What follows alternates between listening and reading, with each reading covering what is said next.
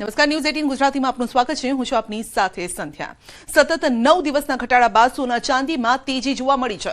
સોનાના ભાવમાં ₹5,500નો વધારો થયો છે. ચાંદીમાં ₹13,000નો વધારો થયો છે. સોનાનો ભાવ 1,50,000 પર પહોંચ્યો છે. 1 કિલો ચાંદીનો ભાવ 2,43,000 થયો છે. તો સતત અપ્સ એન્ડ ડાઉન્સ જોવા મળી રહ્યું છે સોના અને ચાંદીમાં.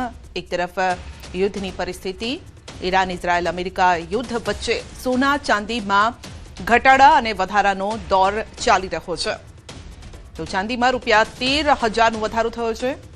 સોનામાં પણ વધારો થયો છે 5,500નો. સોનાનો ભાવ જોરદાર ઉછાળો અહીં સોના અને ચાંદીમાં જોવા મળી રહ્યો છે. વધુ અપડેટ મેળવીશું સંવાદદાતા દીપિકા પાસેથી. જી દીપિકા, સોના અને ચાંદીમાં ક્યારેક ઘટાડો ક્યારેક વધારો જોવા મળી રહ્યો છે. આજે તેજી બિલકુલ, આજે તેજી જોવા મળી રહી છે ને જે પ્રકારે જીઓપોલિટિકલ ઇસ્યુ ચાલી રહ્યા છે તેને લઈને આ તેજી અને મંદીના માહોલ વચ્ચે સૌથી વધારે તો ગ્રાહકો મૂંઝવાયા છે કે શું કરવું. જો કે આજે વાયદા બજારમાં ચાંદી 12,000 અને સોનું છે 5700થી પણ વધારે રકમથી ઉછળ્યું અને તેને કારણે રોકાણકારો બિલકુલથી ખુશખુશાલ જોવા મળી રહ્યા છે. જો કે હજુ પણ સોના ચાંદીના ભાવમાં લમસમ જે પ્રકારે વધારો ને ઘટાડો જોવા મળશે. જો કે આ ઘટાડો ને વધારો માત્ર ચાંદીની અંદર કહેવામાં આવે તો 12,000 થી લઈને 22,000 સુધી અને સોનાની અંદર કહેવામાં આવે તો 4,500 અથવા 10,000 સુધીનો જે ઘટાડો અને ભાવ વધારો છે તે 2-3 દિવસમાં જોવા મળી રહ્યો છે. એક જ ઝાટકે મોટો ઉછાળો અથવા એક જ ઝાટકે મોટો ઘટાડો તે છેલ્લા 3-4 દિવસમાં જોવા નથી મળ્યો. એટલે હજુ પણ તેજીનો કરંટ જોવા મળે તેવી નિષ્ણાતોની વાત છે અને રોકાણકારોમાં હાલ ખુશીની લાગણી પ્રવર્તી રહી છે. જી દીપિકા, અને જો ભાવ નીચા જાય તો ક્યાં સુધી એક સપાટી જે હોય છે એ સપાટી ક્યાં સુધી પાર કરી શકે છે નીચા ભાવમાં? બિલકુલ, નિષ્ણાતોના મતે લગભગ 1.25 લાખ સુધી સોનું જઈ શકે છે. જો કે હવે જોને તોની પરિસ્થિતિ છે અને આ પરિસ્થિતિ વચ્ચે 1.25 લાખથી પણ નીચે જઈ શકે તેવી પરિસ્થિતિ હાલ કોઈ દેખાઈ નથી રહી. પરંતુ 1.25 લાખની એક સપાટી નક્કી કરવામાં આવી છે જે નિષ્ણાતોએ નક્કી કરી છે કે આ 1.25 લાખ સુધી કદાચ જઈ શકે તેવી પરિસ્થિતિ પણ સર્જાઈ શકે. અને સોનાની અંદર ખાસ કરીને જે પ્રકારે રોકાણકારો છે તેમણે 80,000માં પણ સોનું લીધેલું છે, 60,000માં પણ સોનું લીધું છે, તો પણ તેઓ તેજીમાં જ જોવા મળશે. જો કે 1.25 લાખની સપાટી જાય એના પછી નીચે જવાની કોઈ શક્યતા નિષ્ણાતોના મતે નથી દેખાઈ રહી. ચાંદીમાં વાત કરીએ તો ચાંદીમાં 2 લાખથી નીચે એટલે 1.75ની સપાટી આપણે જોયેલી છે. એટલે 1.75થી નીચે સપાટી નહીં તૂટે તેવું નિષ્ણાતોનું માનવું છે. સંધ્યા. જી દીપિકા, આપનો આભાર. એપ્રિલ સુધી માવઠા કરશે પરેશાન.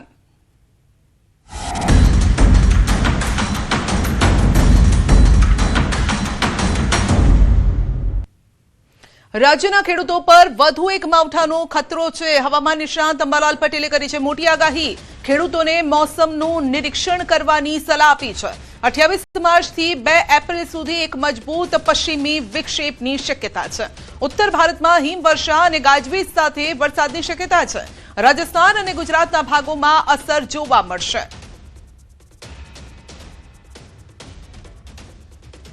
ખેડૂત ભાઈઓએ આગામી 10 દિવસ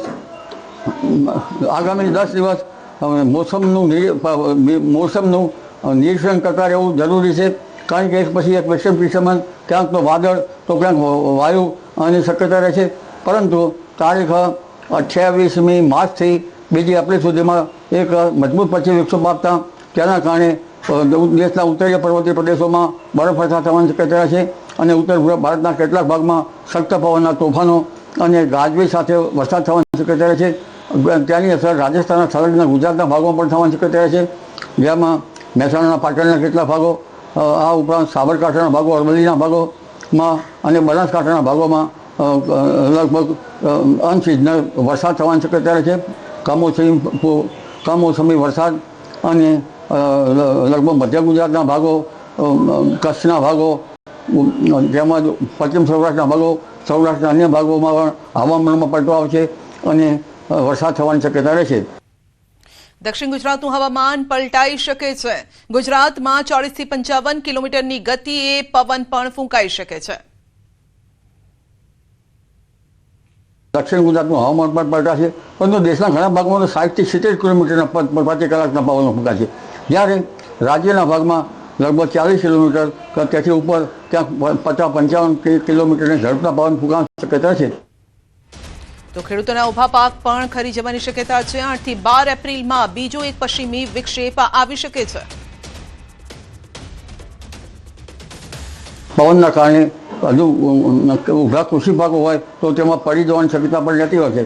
એટલે એક પછી એક આ પશ્ચિમ વિક્ષેપના કારણે હવે હવામાનમાં પલટો આવશે. 8 થી 12માં પણ એક બીજો મજબૂત પશ્ચિમ વિક્ષેપ આવશે.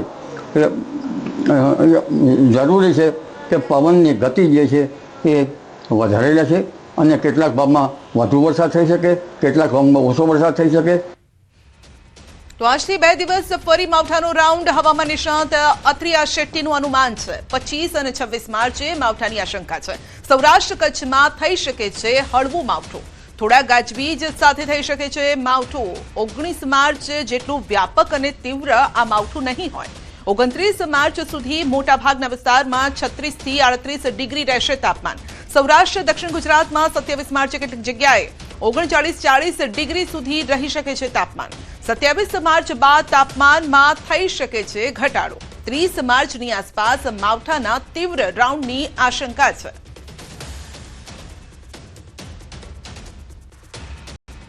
વિધાનસભા ગૃહમાં ગુસ્સીટોક સુધારા વિધેયક રજૂ. મંત્રી અર્જુન મોઢવાડિયાએ સુધારા બિલ રજૂ કર્યું.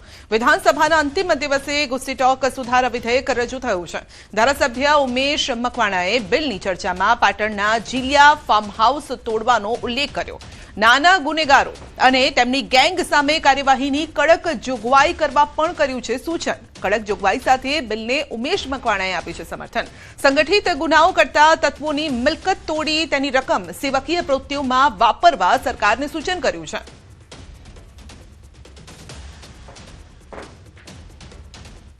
અને હવે વાત કે અફવાથી દૂર રહેજો.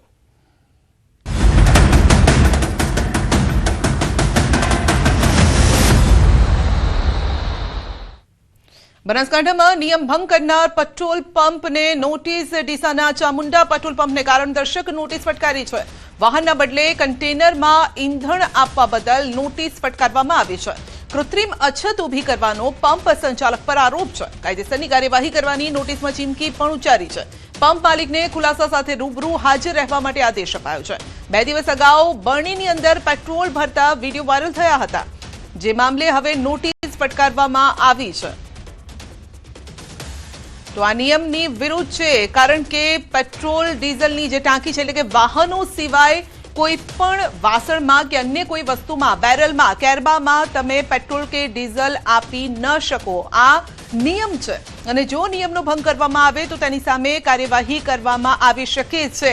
આ ઓલરેડી નિયમ છે, તેમ છતાં પણ પેટ્રોલ ડીઝલની કૃત્રિમ તંગી ઊભી કરી જે અફવાઓ ફેલાઈ હતી કે હવે પેટ્રોલ નથી મળવાનું, મોંઘું થઈ જશે, એ વચ્ચે લોકોએ લાઈન લગાવી હતી પેટ્રોલ પંપ પર. આપ જોઈ શકો છો વિડીયોમાં પણ. અને આ લાઈન વચ્ચે કેટલાક લોકો બરણીઓ લઈને પહોંચી ગયા હતા અને પેટ્રોલ પંપમાં જે સંચાલકો છે, કર્મચારીઓ છે, તે એમાં પેટ્રોલ પણ આપતા હતા, જેની સામે કાર્યવાહી થઈ છે. વધુ અપડેટ મેળવીશું સંવાદદાતા કિશોર પાસેથી. જી કિશોર, કાયદો કોઈને પણ નહીં છોડે.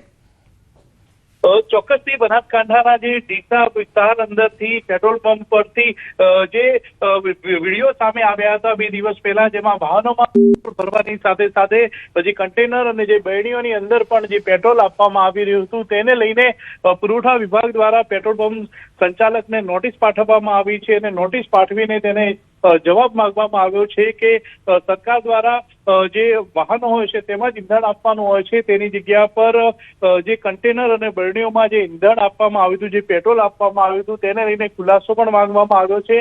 અને ખુલાસા બાદ કાયદેસરની કાર્યવાહી પણ કરવામાં આવી શકે છે કે સરકાર દ્વારા અત્યારે આદેશ જે કૃત્રિમ અછત ઊભી કરવા મામલે પેટ્રોલ પંપ સંચાલક પર આરોપ લગાવવામાં આવ્યો છે અને આ મામલે ખુલાસો પણ જિલ્લા પુરવઠા અધિકારી દ્વારા માંગવામાં આવ્યો છે.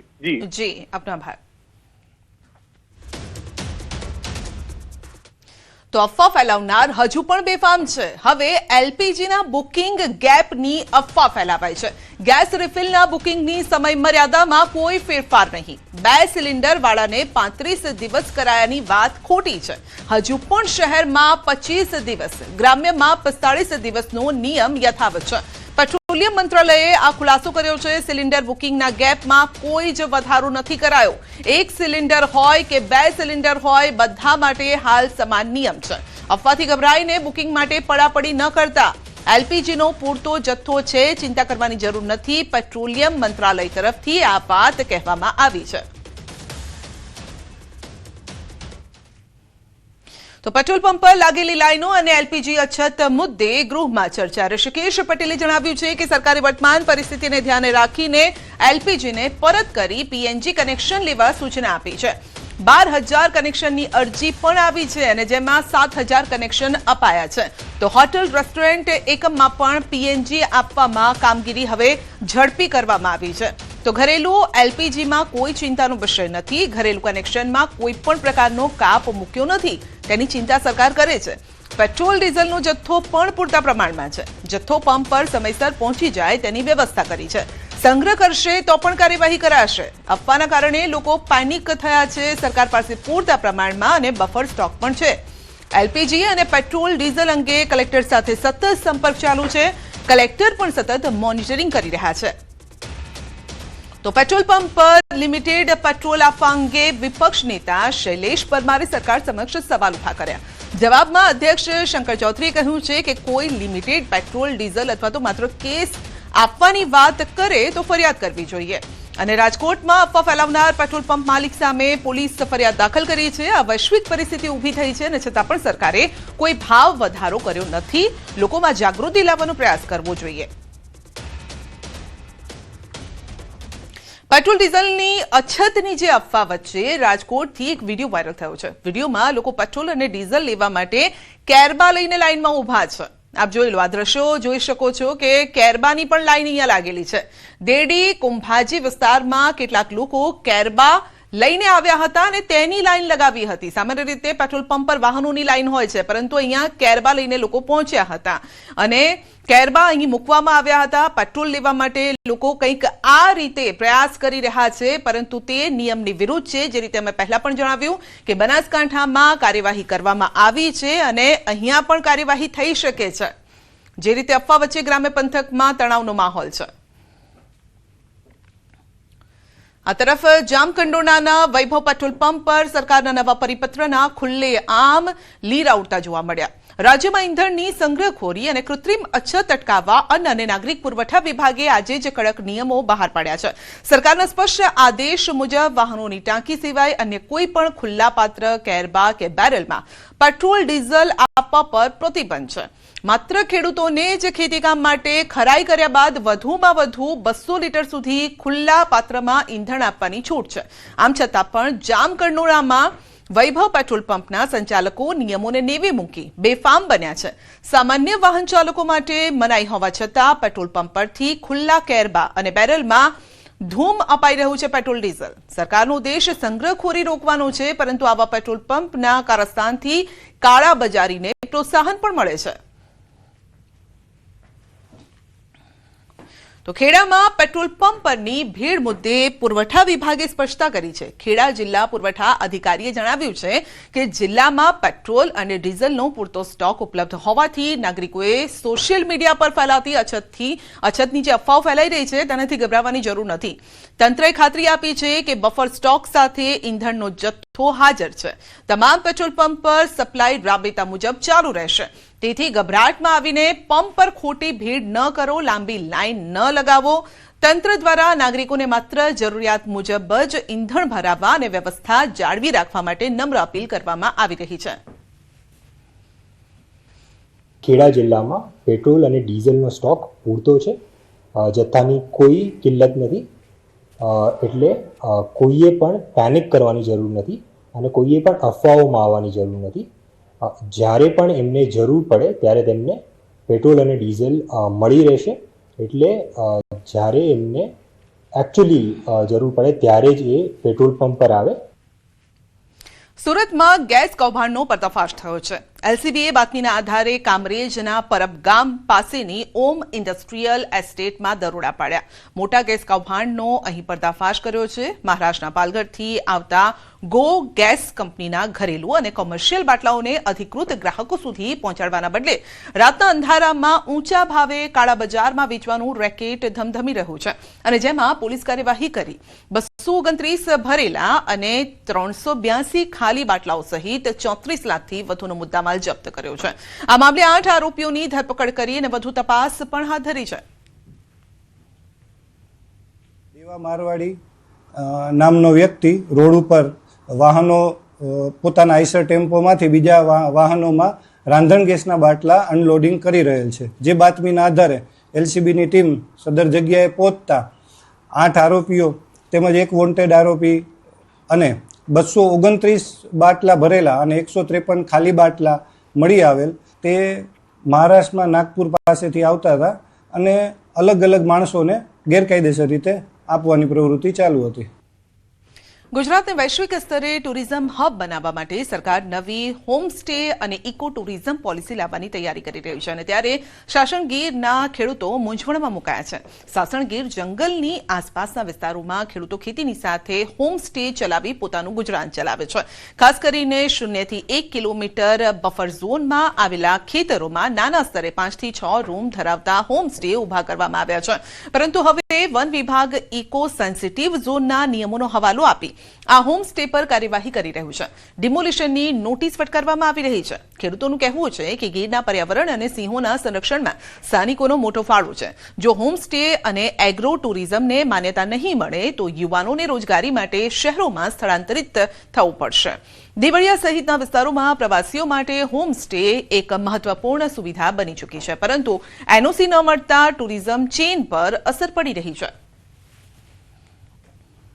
0 થી 1 માં જો અમને ફાર્મ હાઉસ સરકાર ઓલું કરવા દે, હાલવા દે વિનંતીથી અધિકારીઓ, તો અમારા છોકરા રોટલા ખાય, રોટલા નહીં। પણ 0 થી 1 માં જે ખેડૂતો આજુબાજુના બોર્ડરમાં છે એને ત્યાં જ બાગાયતી વાવેતર મોટા છે, ફળાઓ ઝાડ છે, જેના કારણે પર્યાવરણ બચ્યું છે અને પર્યાવરણના કારણે જ વન્ય પ્રાણીઓ પણ બચ્યા છે।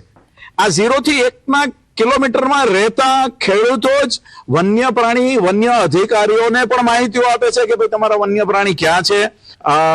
0 થી 1 માં મળતાના હોમસ્ટેમાં ખાસ મંજૂરી આપે એવી સરકારને વિનંતી। 0 થી 1 લગ્નમાં મંજૂરી હોમસ્ટેની આપો અને અમારું હોમસ્ટે ચલાવીએ। જ્યારે હોમસ્ટે નહીં હોય તો બાજુમાં દેવળિયા પાર્ક છે, સાસણ છે, ત્યાં ટુરિસ્ટ આવશે કઈ રીતથી? એમ બધી સરકારના માણસો પોઝિટિવ છે, પછી હજી જંગલ ખાતું એવું કઈ વિચારી રહ્યું છે કે એને મંજૂરી આપી હોય કે ન આપી હોય, એ લોકો એનઓસી આપતા નથી અમને। બુલેટિનમાં આગળ વધીશું નાનકડા બ્રેક બાદ।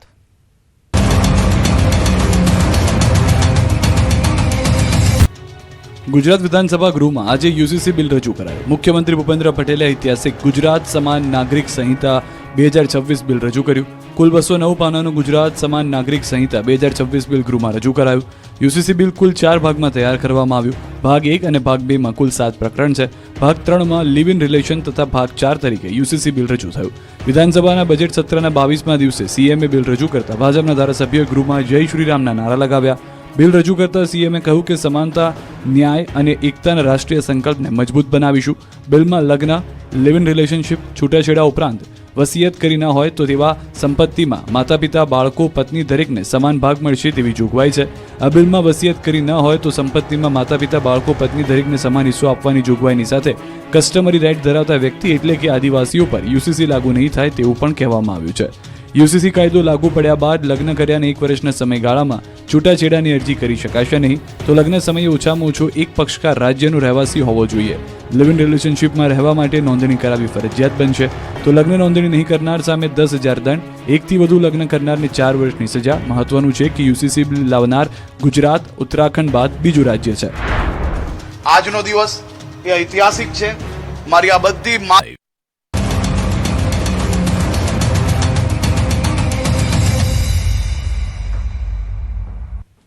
બનાસકાંઠાના ધાનેરામાં માનવતાને શરમાવે તેવી ઘટના સામે આવી છે. મહિલા મૃતકના સાસરિયા પક્ષે તેનો મૃતદેહ ખાનગી હોસ્પિટલ આગળ ગાડીમાં મૂકીને ફરાર થઈ ગયા. ઘટનાની જાણ થતાં પિયર પક્ષ તાત્કાલિક સ્થળ પર પહોંચી ગયો અને પોલીસને જાણ કરી. નોંધનીય છે કે નાનુડા ગામની મહિલાના ગોલા ગામે લગ્ન થયા હતા અને હાલ મહિલાના મોતને લઈને ઘણા સવાલ ઊભા થઈ રહ્યા છે. દીકરીના મોતને લઈને પિયર પક્ષે ન્યાયની માંગ કરી છે. તેમનો સવાલ છે કે જો સાસરિયા પક્ષ નિર્દોષ હોય તો મૃતદેહને આ રીતે કેમ મુકાયો. હાલ ધાનેરા પોલીસે પહોંચી અને મૃતદેહને પીએમ માટે ખસેડ્યો છે અને વધુ તપાસ હાથ ધરી છે. બરાબર હવે અમે તો લાશ તો ભાડી આવી આ ગાડી ભાડી છે ગોલાવાળા જ્યાં ગાડી મેલીને ભાગી જાય કોઈ ટેન્શન નથી. પહેલા લઈને ગયા સત્યમમાંથી ફાંસી લાવીને મૂકી અને કોણ મૂકીને ગયો એ અમને ખાતરી નહીં. અમારા છોકરા બી આવ્યા હતા એમને ભાડી છોકરી મારેલી બરાબર ગોતડો બધું ભાગી નોખી દીધી. રાજકોટમાં રાધેકૃષ્ણ ડેરીના દૂધનો નમૂનો ફેલ થયો છે. ફૂડ વિભાગની તપાસમાં દૂધમાં ફોરેન ફેટ જોવા મળ્યું છે. તો દૂધના ઊંચા ભાવ માટે વેજીટેબલ ઓઇલ ઉમેરવાની શંકા છે. આરોગ્ય વિભાગે ફૂડ ચકાસણી અભિયાન હાથ ધર્યું. 23 ફૂડ ધંધાર્થીઓની તપાસ કરવામાં આવી અને 3 ધંધાર્થીઓને લાયસન્સ સંબંધિત સૂચનાઓ અપાઈ. શહેરના વિવિધ ડેરી ફાર્મમાંથી નમૂના લેવામાં આવ્યા છે. દૂધની અંદર એટલે કે ફૂલ ક્રીમ મિલ્કની અંદર ફોરેન ફેટની હાજરી BR-40 માં ફોરેન ફેટની હાજરી મળી આવેલ છે. હાલ જે છે એડ્યુકેશનની કાર્યવાહી માટે નોટિસ જે છે 1 મહિનાની બજવણી કરવામાં આવે છે. 1 મહિના બાદ એડ્યુકેશનની કાર્યવાહી જે છે આપણે આમાં કરવામાં આવશે. એશિયાના સૌથી મોટા મસાલા માર્કેટ મહેસાણાના ઊંઝા એપીએમસીમાં અત્યારે હાર્વેસ્ટિંગ સિઝનનો ધમધમાટ જોવા મળી રહ્યો છે. જો કે આ વર્ષે દિવાળીના વરસાદના કારણે સિઝન થોડી મોડી શરૂ થઈ છે, પરંતુ હવે બજારમાં નવી આવકોની ભરમાર ચાલી રહી છે અને જે વેપારીઓ અને ખેડૂતો બંને માટે ખુશીના સમાચાર છે.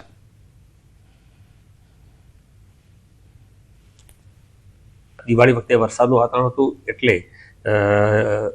વાવેતર પણ લેટ થયું હતું. એના લીધે આ વર્ષે જે ઓવરઓલ સિઝન છે એ 15 થી 20 દિવસ લેટ છે અને હવે એ બરાબર ચાલુ થઈ ગઈ છે. નવી આવકો જીરું, વરિયાળી, ઈસબગોલ, રાઈ, મેથી, અજમો આ બધી પાક આવવા લાગ્યા છે. જીરુંમાં અત્યારે લગભગ 4000ની આજુબાજુમાં ભાવ ચાલે છે, 4000 થી 4500 ક્વોલિટી મુજબ. ઊંઝા માર્કેટયાર્ડમાં અત્યારે જીરું, વરિયાળી, ઈસબગોલ અને રાયડા જેવા મસાલા પાકની આવક પરાકાષ્ઠાએ પહોંચી છે. જીરાની દરરોજ 40 થી 50 હજાર બોરી આવક થતા તેની કિંમત ક્વોલિટી અનુસાર ₹4000 થી 4500 સુધી પહોંચી રહી છે. ઈસબગોલ અને ધાણા પર સારી આવક સાથે બજારમાં તે પણ આવી રહ્યા છે, જ્યારે કે એપ્રિલમાં રાજસ્થાનથી માલ આવવાનું શરૂ થશે, જેનાથી આવકમાં મોટો વધારો જોવા મળશે. તો ગલ્ફ દેશોમાં ચાલી રહેલા યુદ્ધના કારણે મસાલા પાકની એક્સપોર્ટની ડિમાન્ડ બિલકુલ નથી. કન્ટેનર બજારમાં સ્થિતિ ખરાબ છે, તો માલ અટવાયેલો છે, શિપિંગ ભાડા વધી ગયા છે. ચીન જેવા દેશોમાં થોડો એક્સપોર્ટ ચાલુ છે, પરંતુ છતાં ડિમાન્ડ ઓછી હોવાના કારણે જીરું, વરિયાળીના ભાવમાં 100 થી 200ની મંદી પણ જોવા મળી રહી છે. હાલ ઊંઝા માર્કેટયાર્ડમાં સિઝન ચાલુ છે, પરંતુ યુદ્ધના વાદળોએ એક્સપોર્ટ પર બ્રેક લગાવી છે. હરાજીની કામગીરી હાલ બંધ છે અને આગામી એપ્રિલમાં ફરી શરૂ થશે. એક્સપોર્ટની ડિમાન્ડ જે યુદ્ધ છે જે ગલ્ફ કન્ટ્રીમાં એમાં બિલકુલ નથી, પણ ચાઇના છે, જે બીજી બી કન્ટ્રી છે એમાં થોડા જાય છે એક્સપોર્ટ થતો. કારણ ડિમાન્ડ ઓછી છે થોડી એક્સપોર્ટની અને ડોમેસ્ટિક ગઝા કરતી થોડી ઓછી લાગે છે મને. એ પ્રમાણે 100-200 રૂપિયાની જે મંદી આવે છે. બનાસકાંઠાના અમીરગઢમાં 37 પશુઓને કતલખાને લઈ જતા ઝડપાયેલા રાજસ્થાનના 2 આરોપીને કોર્ટે 10 વર્ષની સજા 5 લાખનો દંડ ફટકાર્યો છે. અમીરગઢ ચેકપોસ્ટ નજીકથી વર્ષ 2021માં 37 પશુ ભરેલું કન્ટેનર ઝડપાયું હતું. સમગ્ર મામલે અમીરગઢ પોલીસ મથકે રાજસ્થાનના 2 શખ્સ સામે ફરિયાદ પણ નોંધાઈ હતી. આરોપીઓને નામદાર કોર્ટે આજરોજ સજા કરેલી છે. તો પ્રિવેન્શન એક્ટ હેઠળ આ આરોપીઓને 10 વર્ષની સખત કેદ અને 5 લાખ રૂપિયા દંડ આજરોજ મહેરબાન પાલનપુરના એડિશનલ સેશન જજ સાહેબ શ્રી કાનાણી સાહેબે આ આરોપીઓને સખત કેદની સજા કરેલી છે. પાટણના સરસ્વતી તાલુકાના આધાર ગામે કપિરાજે અનોખું કુતૂહલ સર્જ્યું છે. સ્થાનિક વ્યક્તિના હાથમાંથી કપિરાજે મોબાઈલ ઝડપી લીધો અને લાંબા સમય સુધી નખરા કરતો રહ્યો. આજના સેલ્ફી અને રીલના ટ્રેન્ડથી પ્રભાવિત હોય તેમ કપિરાજ મોબાઈલ સાથે રમતો રહ્યો અને જાણે કે સેલ્ફી લેતો હોય તેવી હરકત કરતો જોવા મળ્યો હતો. તો ગામના લોકો માટે આ દ્રશ્ય મજેદાર બન્યું હતું ને અંતે ખાવાની લાલચ આપતા કપિરાજે મોબાઈલ નીચે ફેંકી દીધો.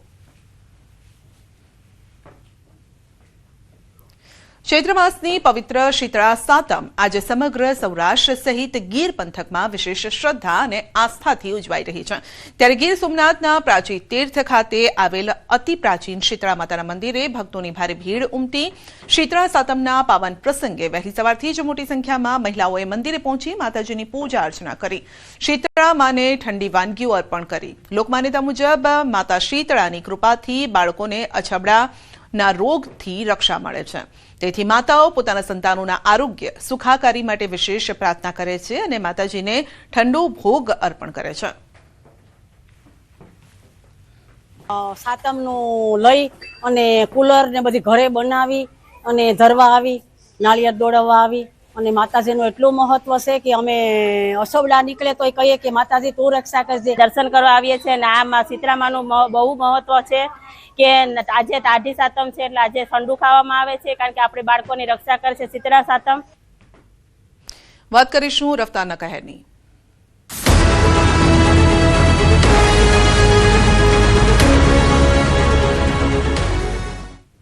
અમદાવાદમાં બેફામ ડમ્પર ચાલકે સર્જ્યો અકસ્માત. જૂનાવાડજ ખાતે આ અકસ્માતની ઘટના બની. બેફામ ડમ્પરે એકનો ભોગ લીધો છે. લોકોએ ડમ્પરનો પીછો કરતા પૂરપાટ ઝડપે ફરાર. પોલીસે ઘટનાસ્થળે પહોંચીને તપાસ હાથ ધરી હતી. તો અકસ્માતમાં એકનું મોત થયું હતું. લોકોએ આ ડમ્પરનો પીછો કર્યો પરંતુ ડમ્પર ચાલક અકસ્માત સર્જ્યા બાદ પણ ફૂલ સ્પીડમાં વાહન હંકારતો હતો. સાપુતારાના જાણીતા પ્રવાસન સ્થળ એવા ટેબલ પોઈન્ટ પર કેટલાક યુવકો દ્વારા ખુલ્લી જીપમાં જોખમી રીતે સ્ટન્ટ કરવામાં આવ્યા. આ ઘટનાનો વિડીયો સોશિયલ મીડિયામાં વાયરલ થયા બાદ પોલીસના ધ્યાને આવતા સાપુતારા પોલીસ મથકની ટીમ તુરંત એક્શનમાં આવી. પોલીસે જાહેર સ્થળે લોકોના જીવ જોખમમાં મૂકીને સ્ટન્ટ કરનાર ગાડી ચાલકને ઝડપી પાડ્યો. તેની સામે કાયદેસરની કાર્યવાહી પણ હાથ ધરાઈ. પોલીસ દ્વારા કરવામાં આવેલી આ કામગીરીનો હેતુ પ્રવાસન સ્થળો પર શિસ્ત જાળવવાનો અને અકસ્માતો રોકવાનો છે. પકડાયેલા શખ્સ અને તેની જીપ સાથેનો ફોટો પણ પોલીસ દ્વારા જાહેર કરવામાં આવ્યો, જે અન્ય લોકો માટે એક ચેતવણી સમાન છે. ટેબલ પોઈન્ટ જેવી જગ્યાઓ પર મોટી સંખ્યામાં પ્રવાસીઓ ઉમટતા હોય છે અને ત્યારે આવા સ્ટન્ટ મોટી દુર્ઘટના નોતરી શકે છે. અમદાવાદના અમરાઈવાડીમાં અસામાજિક તત્વોનો આતંક. રિક્ષામાં તોડફોડ કરી રિક્ષામાં સવાર યુવકોને માર પણ માર્યો. સમગ્ર ઘટનાના સીસીટીવી પણ સામે આવ્યા છે. પોલીસે આ મામલે તપાસ હાથ ધરી છે. તો સમગ્ર ઘટના સીસીટીવીમાં કેદ થઈ છે. આપ જોઈ શકો છો 2 થી 3 યુવકો ત્યાં ઉભા છે. હાથમાં લાકડી દંડો લઈને આવ્યા છે અને રિક્ષામાં તેઓ તોડફોડ કરી રહ્યા છે. એટલું જ નહીં, રિક્ષામાં કેટલાક લોકો બેઠા હતા તેમને પણ તેઓએ માર માર્યો હતો.